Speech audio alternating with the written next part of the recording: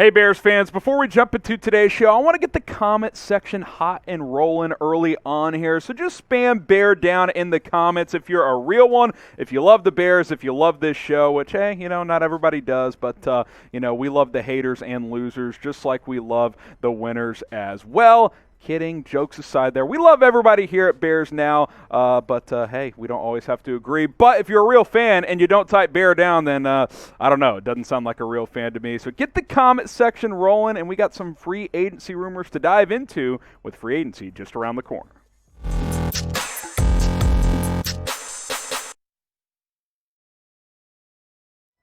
I'm your host, Harrison Graham, for another episode of Chicago Bears Now. Appreciate Manscaped for being today's sponsor, the best men's grooming products on the market, and you can get them for 20% off and free shipping at manscaped.com. Promo code BEARS20 going to get you that 20% off. We'll tell you a little bit more about their new ultra premium collection later on in the show. Okay, let's get into a rumors roundup here on a Friday afternoon, free agency edition when it comes to the Bears. Anthony Hitchens, could the Bears sign him now that he's been cut by the Kansas City Chiefs? I'll go two smoking Jays. I think there's a decent possibility that this happens for a couple of reasons. So Hitch was released earlier this week, Wednesday, a couple days ago, by Kansas City. For cap purposes, a lot of buzz out there. Could the Bears sign him? Bears Wire had an article about it. I kind of started thinking about it too for a few reasons. One, the Bears need a linebacker, and if Roquan Smith is going to play will linebacker, then Anthony Hitchens can be your Mike.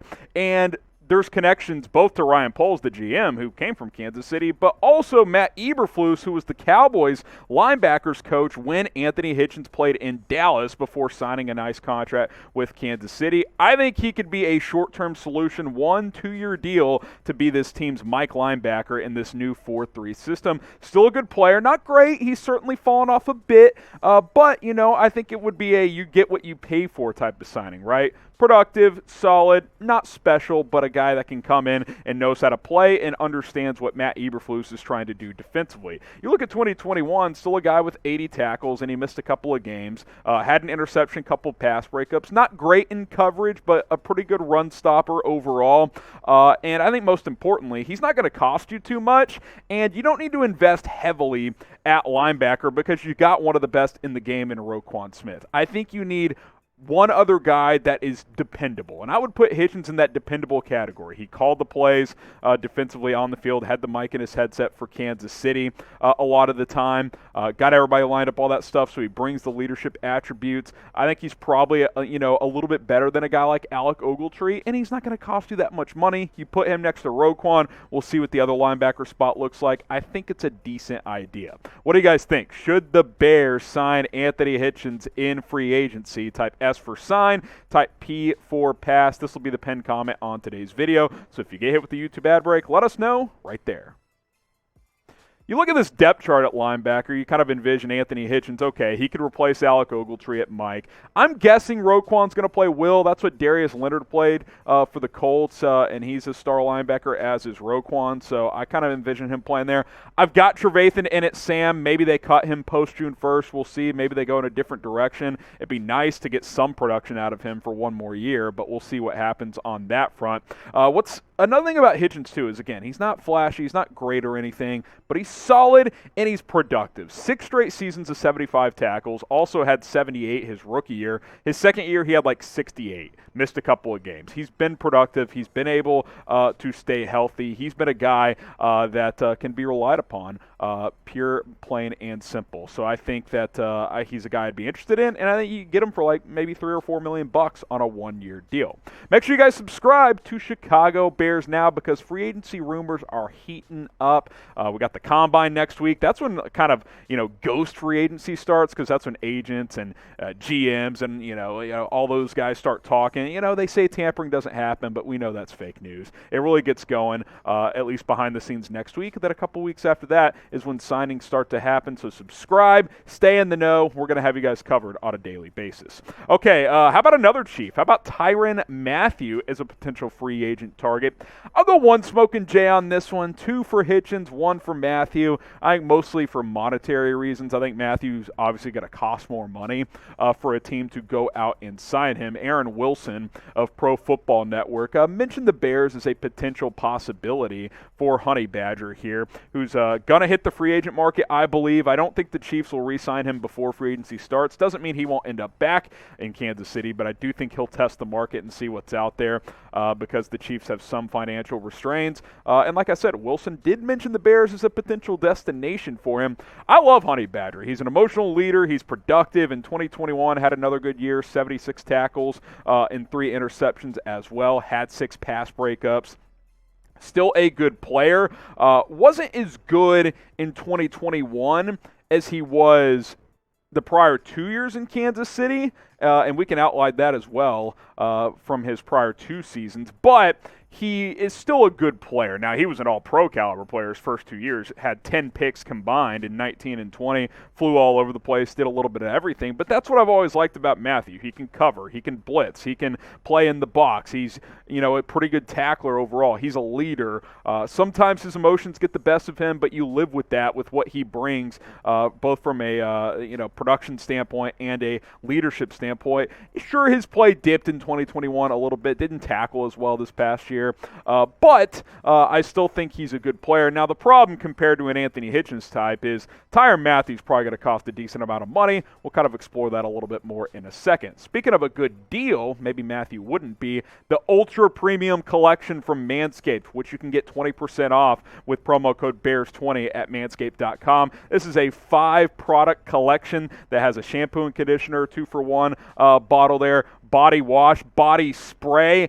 If you're getting out of a workout and you don't have time to take a shower, throw a little bit of that body spray on. You're going to be good to go. Deodorant as well, and it comes in a nice, easy to carry with you size there. And then as a bonus, they throw in 3 things of chapstick. They're a lip balm that uses really healthy ingredients that they value as well. Producer Coop stole one of mine. I'm still pissed about that, but I can't blame him because it's really a good chapstick, unlike that crap you're going to buy at the convenience store. Manscaped.com, promo code BEARS20, get 20% off, $39.99 for this bundle. It's a hell of a deal. Go check that deal out, as well as their other products with Manscaped. Link in the comments and in the description.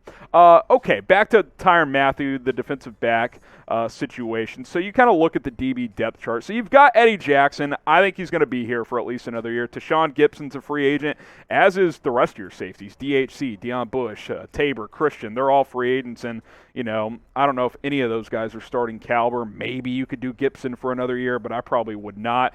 There's no doubt Mathieu would fit next to Eddie Jackson, because Eddie Jackson could go back to just being that center fielder roamer type, because he's much better as just a pure cover guy than a tackler, as we all know. And Mathieu can do kind of more of the dirty work. He can cover, he can step up in the box, he can do some different things. So I think they would fit. The problem is if Mathieu leaves Kansas City, he's not taking a discount elsewhere. I think he could take a discount to stay with the Chiefs because they're in, Super Bowl mode, trying to win championships over the next few years. But if he leaves, that probably means because someone's offering top dollar. And I don't know if Ryan Poles and the Bears are going to be a team that does that. I don't know how Poles views Mathieu. Obviously, he knows him well from his time in Kansas City. I would imagine he feels pretty highly about him. But at the same time, does he want to pay, $10+ million for a safety when you've got other needs on your roster? I'm not so sure about that. How big of a need is safety? I think that's also a question worth asking. Hopefully, we get some more clarity on this from the Bears. I think a lot of that depends on how they view Eddie Jackson. If they view him as a high-level starter,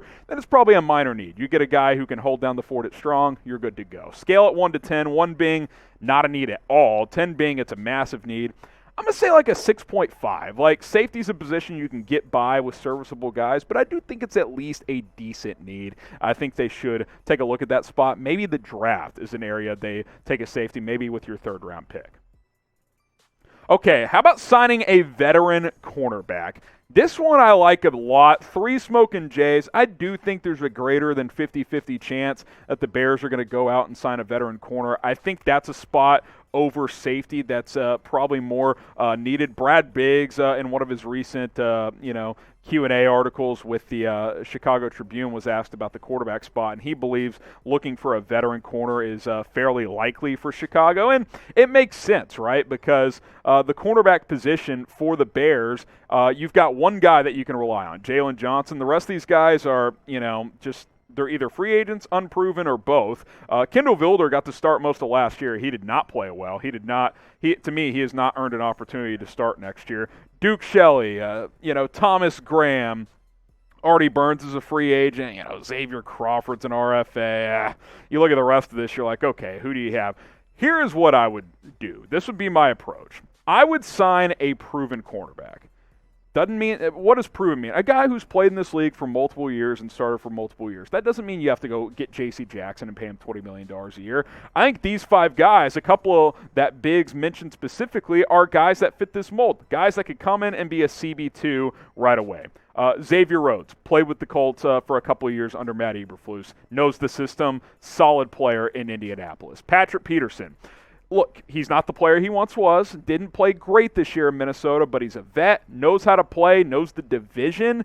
Could you get him on a cheap-ish one-year deal? I think it's possible. Steven Nelson with the Eagles signed for $3 million last year, played pretty well. I think you could get him for less than $5 million. Levi Wallace with the Bills. Could you get him and Charvarius Ward, who have been starters for multiple years, and they're a little younger? They might cost a little more, but I don't think you'd have to break the bank for him. Maybe Ward's going to get a big deal, but obviously Ryan Poles has a connection to him in Kansas City. Bears have connections to 3 of these guys. Xavier Rhodes under Eberflus.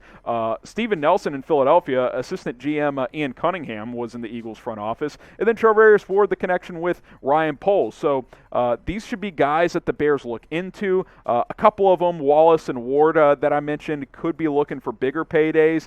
So maybe you wouldn't go that route. But those first 3 guys, Peterson, Rhodes, and Nelson, I think you could get them on 1 or 2 year deals for pretty manageable contracts. Think Prince Amukamara. Come in here for 2 years, be a CB2, and then maybe you're grooming a young player by then ready to take over. I think that's very much a possibility. So I would sign a proven outside corner to be your CB2 opposite of Jalen Johnson, and then maybe you go competition at nickel. Maybe you let Duke Shelley and Thomas Graham and maybe like a draft pick compete for that nickel spot. Maybe Kendall Vilder gets to compete at nickel. I don't have a problem with that, but you can't have 2 of your 3 corner spots be question marks. You've got to lock one of those up. I think getting CB2, proven vet, makes a lot of sense, and then you have competition at nickel. I think that's very much a possibility. Could also sign a proven nickel like a Bryce Callahan and then competition at CB2, but I would prefer the opposite. So name a cornerback that the Bears should sign this off-season. Again, I want to get someone in there that's proven. I just listed some guys. The J.C. Jacksons, the Stephon Gilmores of the world, they're out there, but I think they're too expensive, especially when you consider what this team needs offensively on the offensive line and at wide receiver. Name a corner you would like to see the Bears sign this offseason. And news just coming in as we're about to wrap this up. Matt Nagy back in the headlines as the Kansas City Chiefs have hired him as their quarterbacks coach and a senior assistant. You kind of thought if he was going to land on his feet, his old pal Andy Reid might throw him a lifeline, and when Mike Kafka took the Giants job, that became a possibility. So, hey, you know what?